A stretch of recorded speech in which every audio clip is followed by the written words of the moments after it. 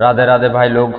ये है आपका एक्सरसाइज 4.4 4.4 और कहता है एक नंबर में निम्न द्विघात समीकरणों के मूलों की प्रकृति ज्ञात कीजिए।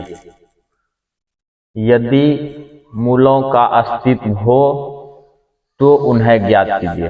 तो याद रहे, मूलों का अस्तित्व होगा तब उसको हल करना है, नहीं तो नहीं करना है।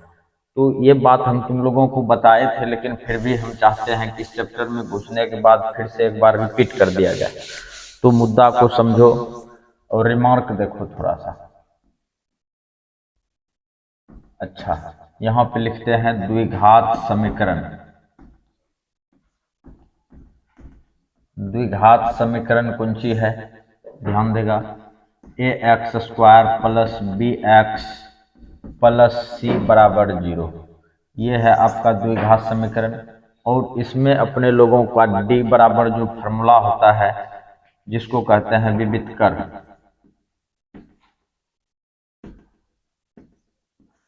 विवितकर d बराबर हो गया b² माइनस 4ac। और पूरा खेल इसी पर निर्भर करेगा तुम्हारा, पूरा खेल इस पर। और यहाँ पे a का मान कभी भी 0 के बराबर नहीं होगा, a बराबर नहीं हो 0। तो मुद्दा समझो भाई, इसमें जो है कि 3 स्थिति आएगा तुम्हारा। केस 1, पहला स्थिति होगा कि यदि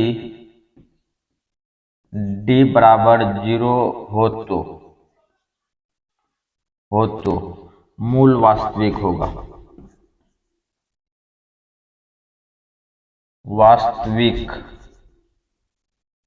होगा, मूल वास्तविक होगा। मुद्दा को समझो पहले, d का मान 0 हो गया तो मूल वास्तविक होगा। उससे भी बड़ी बात की अपने लोग यहाँ पे लिख सकते हैं कि मूल का अस्तित्व है, मूल अस्तित्व में है, अस्तित्व में है। अच्छा, यदि d का मान 0 आ गया तो अपने लोगों का x का जो मान होगा वो मान समान होगा। यहाँ पे लिख दो मूल समान होगा।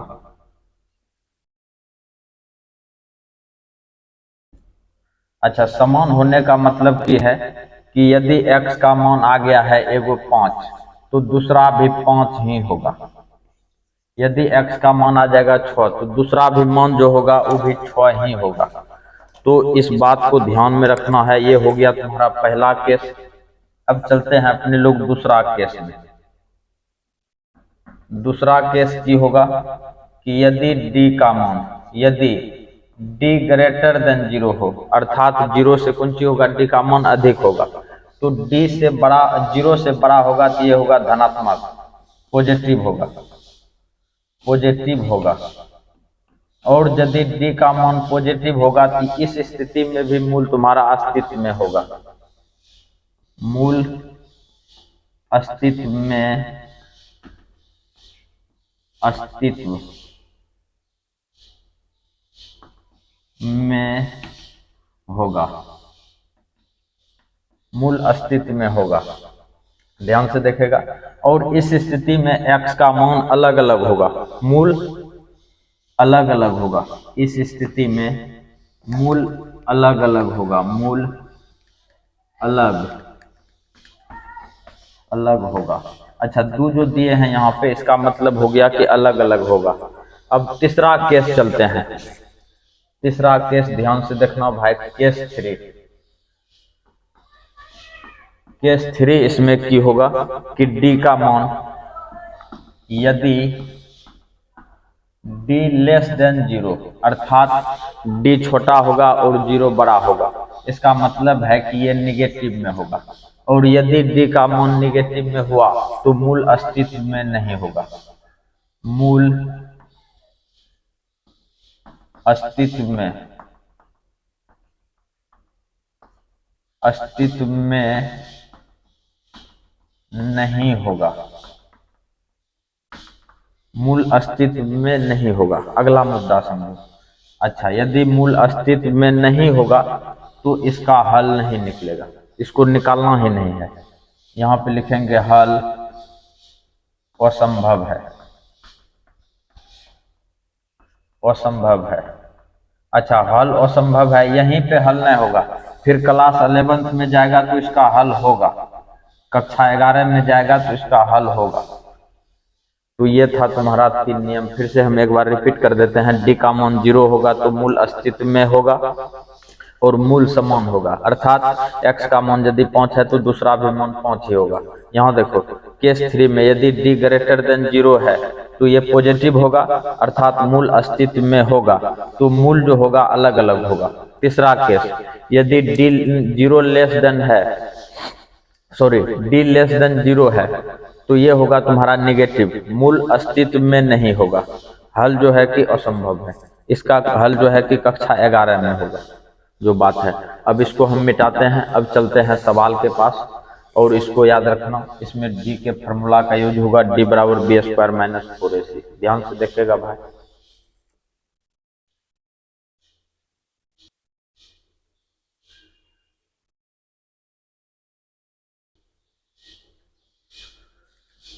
ध्यान देगा भाई। अब चालू कर रहे हैं अपने लोग सवाल। सवाल यही है, 2x square minus 3x plus 5 बराबर 0। अपने लोग यहाँ पे लिख देते हैं द्विघात सूत्र, ax square plus bx plus c बराबर कौन सी 0। ये हो गया तुम्हारा द्विघात सूत्र। हियर a बराबर हो गया 2, b बराबर हो गया तुम्हारा -3 और c बराबर हो गया 5। अच्छा, ये निकल चुका है टी का वैल्यू। अब अपने लोग निकालते हैं विविधकर, डिस्क्रिमिनेंट।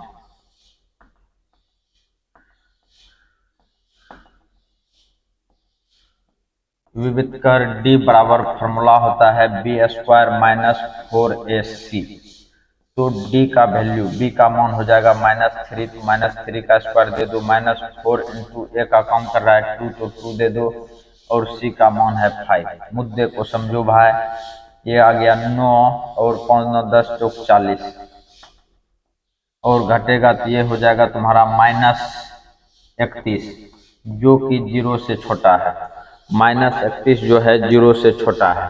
यहाँ पे लिखेंगे क्योंकि डी का मान 0 से छोटा है, 0 से छोटा है, 0 से छोटा है, तो मूल जो है कि वास्तविक नहीं है। मूल वास्तविक अस्तित्व में नहीं है, अस्तित्व में नहीं है। अतः हल असंभव है, अतः हल असंभव है। तुम्हारा ये काम बन चुका है। यदि मूल अस्तित्व में नहीं है तो हल असंभव है। तो ये था तुम्हारा पहला सवाल। सवाल क्लियर हो गया? सवाल को ध्यान से उतारेगा।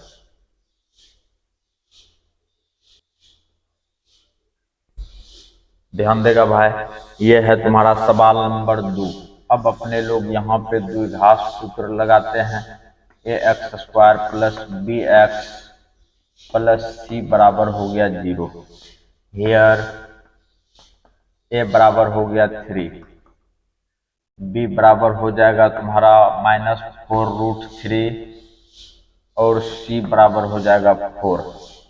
यहाँ पे लगाएंगे विविधकर, क्योंकि d बराबर फॉर्मूला होता है बी स्क्वायर माइनस 4ac।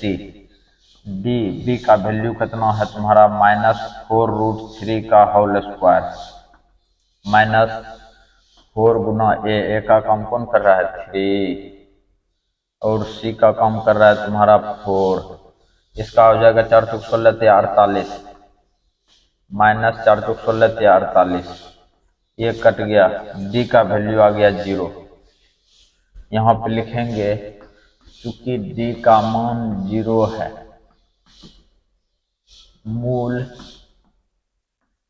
मूलों का अस्तित्व है, मूलों का अस्तित्व है। अच्छा, जब मूलों का अस्तित्व है तो अपने लोग की करेंगे, द्विघाती सूत्र का प्रयोग करेंगे। यहाँ लिखेंगे 9 द्विघात सूत्र से,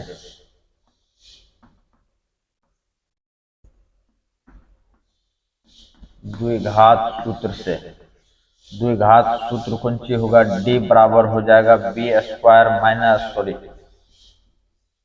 डी बराबर ई वाला फॉर्मूला नहीं, एक्स बराबर minus b plus minus root d बटा हो जाएगा तुम्हारा 2a। यहीं से कम बनेगा एक्स बराबर, बी का वैल्यू कितना हो गया तुम्हारा -4√3, माइनस माइनस 4√3 प्लस माइनस यहाँ पे कितना हो जाएगा तुम्हारा √0। डी का वैल्यू, डी का वैल्यू यहाँ पे है ना, √0 दे दो वहां पे, और नीचे में हो जाएगा 2 इंटू ए का काम कौन कर रहा है 3, ए का मान दे दो यहाँ पे 3। अगला मुद्दा समझो, इधर हटेगा ना, इसलिए इधर चलते हैं अपने लोग। x बराबर आ जाएगा तुम्हारा 4√3, अच्छा ये 0 तो खत्म हो गया, और नीचे में आ जाएगा तुम्हारा कौन सी 6 x बराबर, इसको कटा दो, 2 दूनी 4, 2 तिया 6, 2√3/3। अच्छा हम तुम लोगों को बोले थे यदि d का मान 0 हो तो मान समान होगा, अर्थात x का जो एगो मान होगा और वही होगा, और x का एक मान फिर यही हो जाएगा तुम्हारा कौन सी, x का यही मान हो जाएगा फिर से 2√3/3, और ये काम बन चुका है अपने लोगों का। तो हम तुम लोगों को दिखाए थे कि मूल जो है कि समान होगा, अर्थात जो x का ये मान है और एक मान जो होगा वही x का होगा।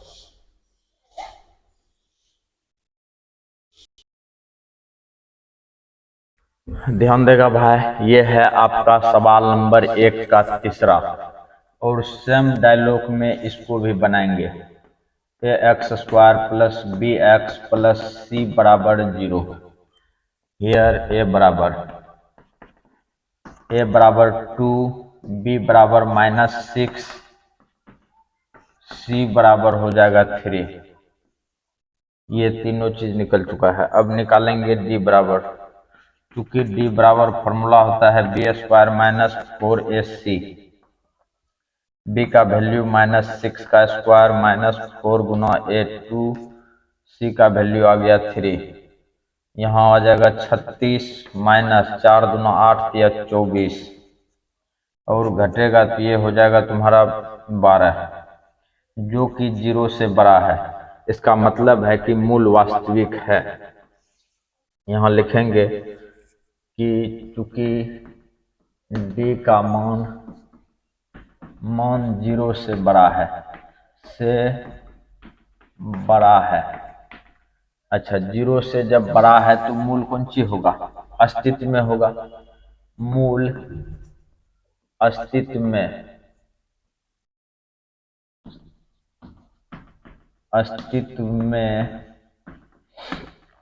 होगा, मूल अस्तित्व में होगा। और यदि मूल अस्तित्व में होगा तो इसका हल संभव है। यहाँ पे लिखेंगे 9 द्विघात सूत्र से, द्विघात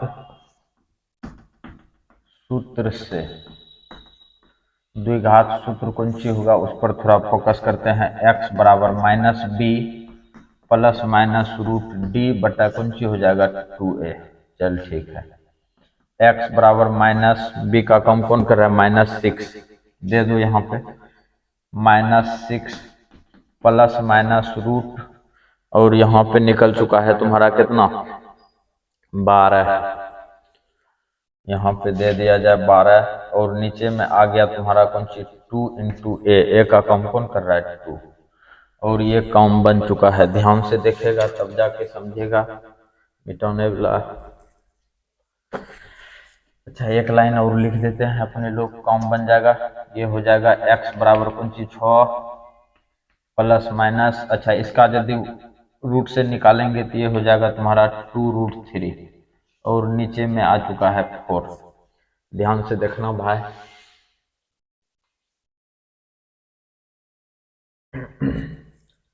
x बराबर हो जाएगा तुम्हारा, 2 को कॉमन ले लिया जाए इससे 3 प्लस माइनस √3/4, 2 अकाउंट 2 2 दूनी 4।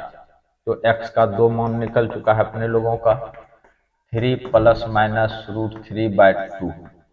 यहाँ पे टेकिंग पॉजिटिव लेंगे तो x का मान हो जाएगा तुम्हारा 3 प्लस √3/2। एक ये आंसर आ चुका है। अच्छा, टेकिंग निगेटिव कर देते हैं, निगेटिव लेंगे तो x बराबर हो जाएगा 3 माइनस √3/2। और ये भी कम बन चुका है अपने लोगों का जो बात है। सवाल तुम्हारा ये फाइनल हो गया 1 नंबर का पूरा। अब चलते हैं सवाल नंबर 2 में।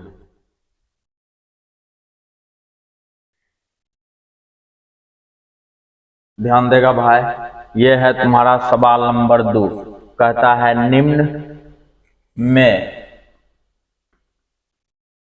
प्रत्येक द्विघात समीकरण के का ऐसा मान ज्ञात कीजिए कि उसके 2 बराबर मूल हो।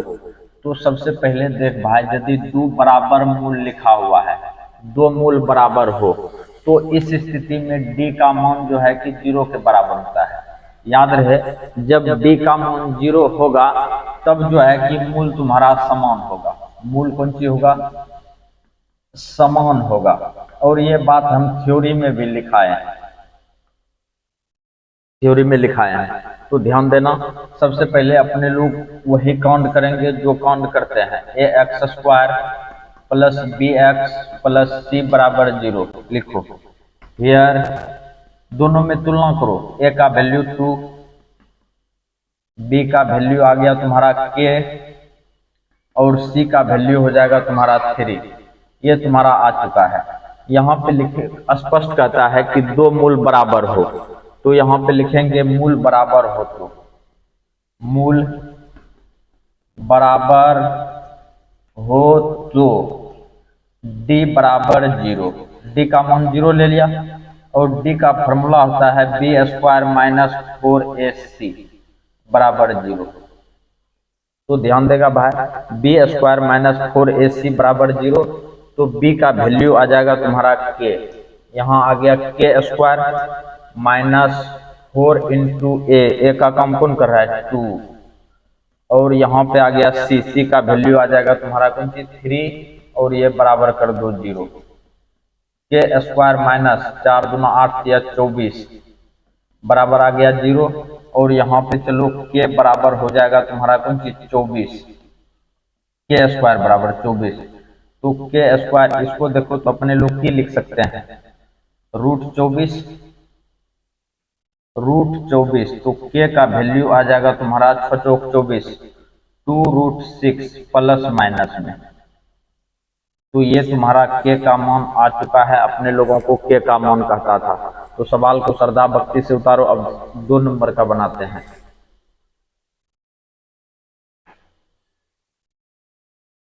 ध्यान देगा भाई, ये है तुम्हारा 2 का दूसरा नंबर सवाल। तो इसको अपने लोग पहले मल्टीप्लाई करते हैं, kx को x से, तो ये हो जाएगा kx² माइनस 2kx प्लस 6 बराबर 0। तो द्विघात का जो इक्वेशन होता है उसको लिखते हैं ax² plus bx plus c बराबर 0। दोनों में तुलना करो, कंपेयर। हेयर a बराबर हो गया तुम्हारा k, b बराबर हो गया तुम्हारा माइनस 2k, और c बराबर हो गया कौन सी? 6। यहाँ पे लिखेंगे मूल बराबर हो तो, मूल बराबर हो तो d बराबर 0, d का वैल्यू आ गया तुम्हारा कौन सी? 0। और d बराबर फॉर्मूला होता है b² माइनस 4ac बराबर 0। मान रख दो b का वैल्यू आ गया 2k का whole square minus 4 into a का काम कौन कर रहा है? k, और c का काम कर रहा है 6 बराबर 0। ध्यान से देखेगा भाई, 4k² माइनस 24 के बराबर हो गया 0। इससे अपने लोग की करते हैं, 4k को कॉमन ले लेते हैं। 4k को कॉमन लेगा तो यहाँ हो जाएगा k-6 बराबर 0। ध्यान से देखेगा भाई, यहाँ पे 4k बराबर 0, तो k का एक मान हो जाएगा तुम्हारा 0/4। 0/4 तो k का मान हो गया 0। अगला k-6 बराबर 0, तो k का मान हो गया 6। एगो 0 एगो 6, दोनों मान तुम्हारा निकल चुका है और श्रद्धा भक्ति से देख लो। 2 नंबर का 2 सवाल था, दोनों फाइनल हो गया।